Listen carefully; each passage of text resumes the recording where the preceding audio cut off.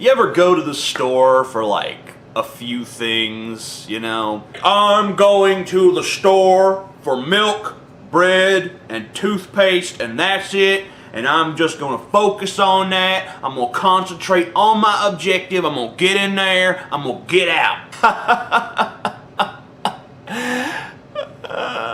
And you come out with peanut butter crunch and Captain Crunch and a stapler and Twizzlers and Kool-Aid, box of Oreos, box of Chips Ahoy, dental floss, couple of magazines, an all-purpose greeting card, just cause you never know when something's gonna come up, some Triscuits, reduced fat, of course, so you can feel like slightly less of a fat ass when you also buy the cheese spray so that you can make your little Triscuit towers. Stack, stack, stack, stack, stack, stack, stack. How does the store do that? Every time I go in the store, I always go for like a few things, and I always come back out with a full cart full of junk food. I'm like, yeah, I'm happy now. And then I get home and I'm like, why did I do this? Am I so weak that I cannot resist buying junk food every time I go to the store? I'm not entirely convinced that I'm even being honest with myself.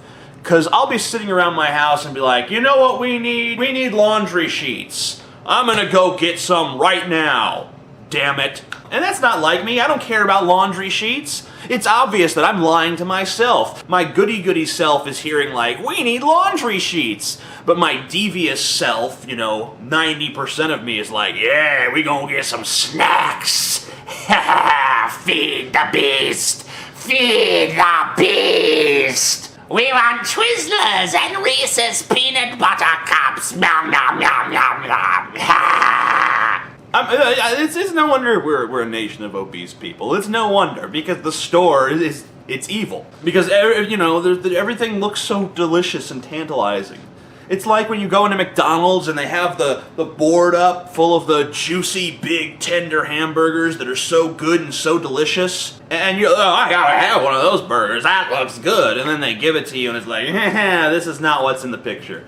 This resembles that, not at all. Sorry. Can you give me one of those? I wanted one of those burgers, not this. This is nothing like that. People point out about McDonald's a lot, but you know, you don't point out that the brownies that you make don't look anything like they do on the Buddy Crocker box. I just made brownies yesterday and they didn't look anything like the box. Why is that, Betty Crocker? You deceitful bitch. You know, I wouldn't have bought those brownies if you'd shown me a picture of what they were actually gonna look like. I think that we should pass a law where, you know, where all food products have to be pictures of the actual product. Can you mean, it's dishonest. It's like if you show someone a picture of a Camaro and then you're like, you know, yeah, Camaro, just $20,000. And you're like, yeah, fuck yeah, I'll shell out the money. And then they like, you know, give you a 1991 Ford Tempo or something. And you're like, well, what is this? That's your Camaro. Look at it. Behold its beauty. It doesn't look anything like the advertisement. Well, you know, that's business. Get out of here, loser. Enjoy your Camaro, snicker, snicker, all the way to the bank. You know, you gotta show someone the product they're actually buying, okay? We wouldn't be a nation of obese people if we didn't have to constantly look at these obscenely tantalizing things. Food should not be photoshopped to look sexier. Here's another thing regarding marketing deception.